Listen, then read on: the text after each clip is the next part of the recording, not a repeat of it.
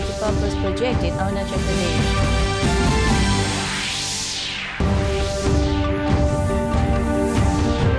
Overall flood situation in Assam remains grim, although the river started to recede.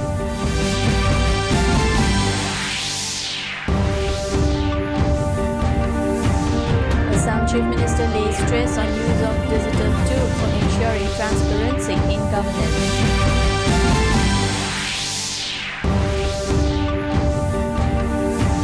DONES Secretary inspects ongoing works at Moreh.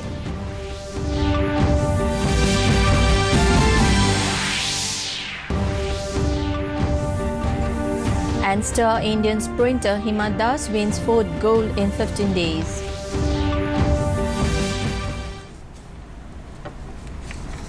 Good evening viewers and welcome to the Northeast News Bulletin. This is Monjoy and now the news in details.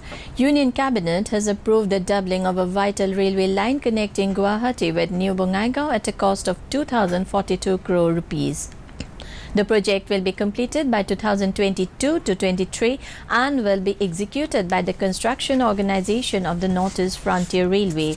The line capacity utilization of the section between New Bongaigaon and Agyaturi is more than 100%. Overall operative performance of New Bongaigaon-Agyaturi will improve by the doubling and congestion of section will also reduce to the great extent.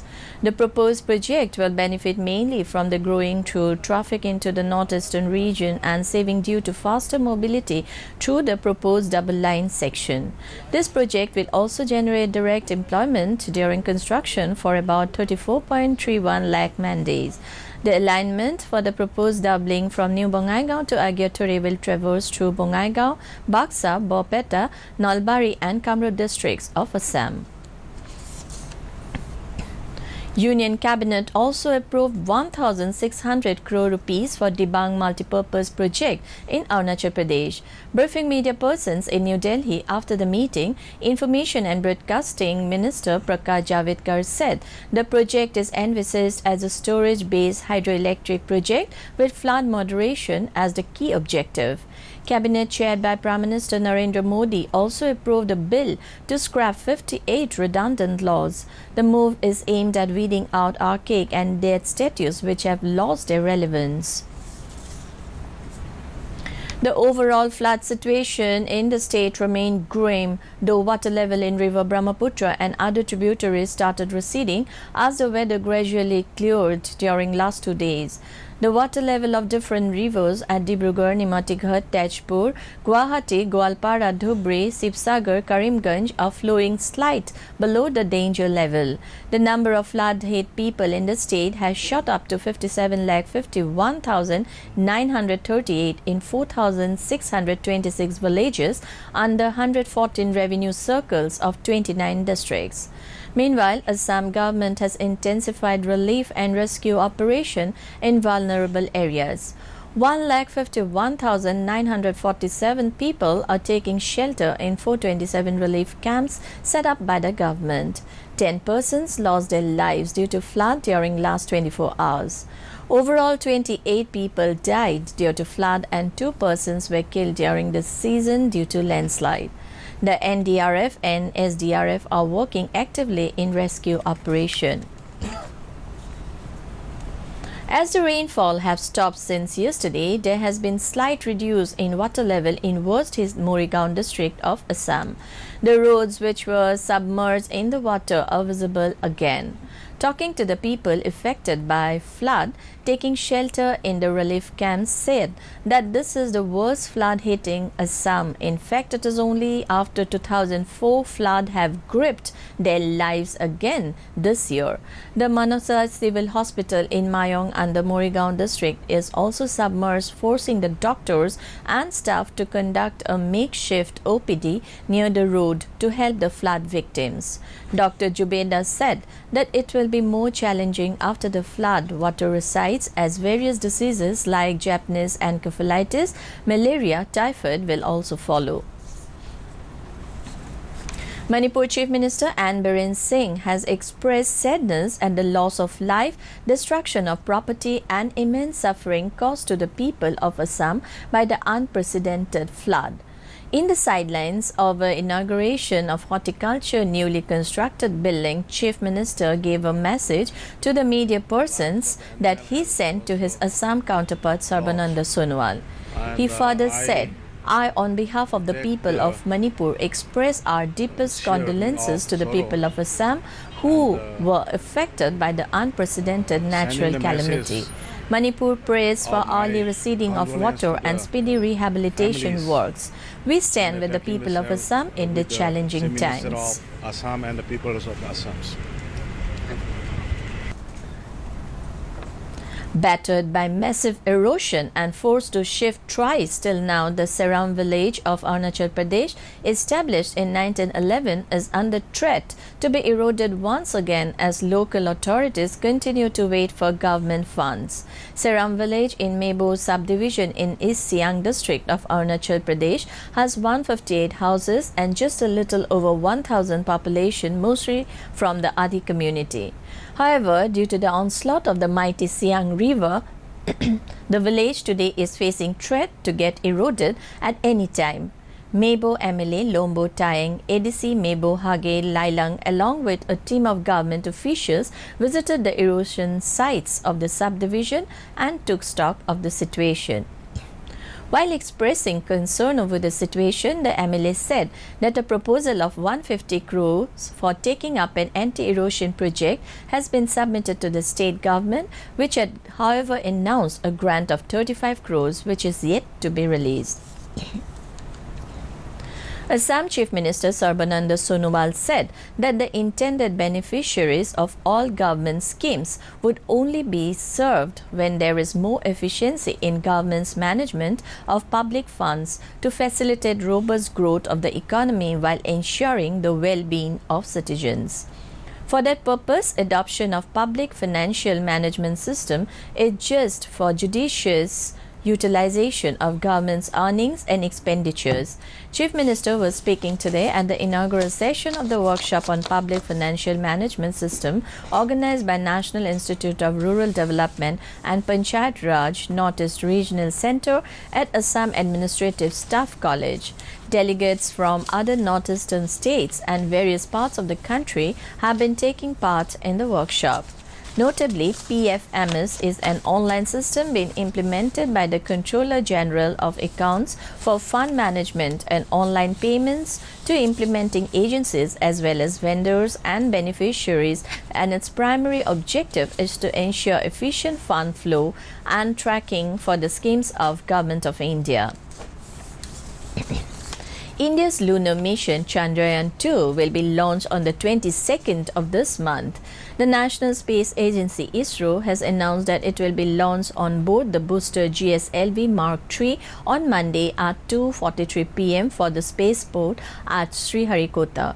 Originally, Chandrayaan-2 was scheduled to be launched at 2:51 a.m. July 15. However, less than an hour before the launch, leakage of liquid fuel in the crucial cryogenic upper stage of the rocket GSLV Mark III has been detected, leading to aborting the mission temporarily. The cause of the leakage is said to have been identified so that it can be plugged. The current launch window is said to be available only till the 22nd of this month.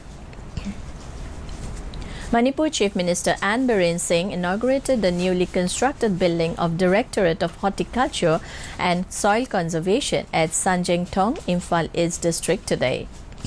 Speaking at the occasion as the chief guest, Chief Minister said that the state needs to focus on some specific items like pineapple, lemon, orange, ginger and yongchak, etc., which are suitable to the soil of the state for economic prosperity.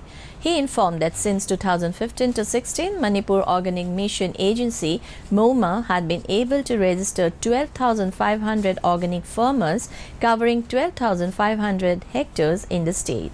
Under this mission, the Chief Minister said 10 farmer-produced companies FPC had been formed and an additional 5 more FPCs are in the process of forming. As a marketing achievement, N. Biren informed around 150 metric ton of organic pineapples was airlifted to Delhi and other cities last year, which hugely benefited the pineapple growers. A team of officials led by the Secretary of Donor Dr. Indrajit inspected different projects taken up by NERCOM and Northeastern Council NEC at different locations of Moreh subdivision on Wednesday. The team was accorded a warm welcome at Sibong Kunde Thabi village, Moreh, by Additional Deputy Commissioner M. Rajkumar, SDO I. Dinesh Kumar and Village Chief Pasho Kom before the team headed to examine the ongoing projects taken up under NERCOM at the village. Later, the officials visited Moreh College to inspect the construction of science block building initiated under NEC and interacted with the students as well. Later in the day, the inspection team visited 132-33 kV power substation, Moreh ICP, and the developmental activities taken up in D. Munafai village.